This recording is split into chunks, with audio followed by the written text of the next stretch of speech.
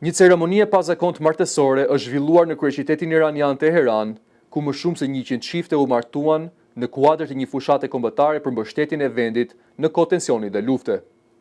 Ceremonia masive përfshiu 110 çifte dhe u organizua si pjesë e nismës Xhan Fada, një situatë që synon të tregojë gatishmërinë e qytetarëve iranian për të mbrojtur vendin në rast përshkallëzimit të konfliktit.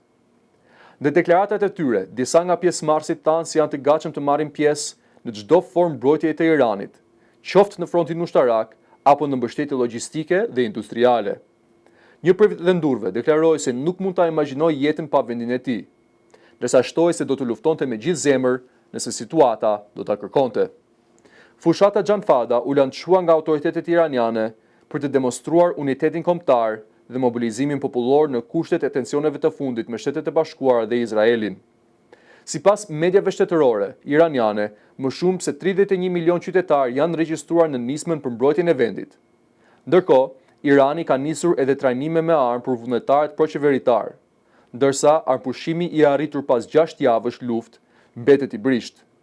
Konflikti shpërtheu pas sulmeve ajrore amerikano-izraelite ndaj objektivave iraniane.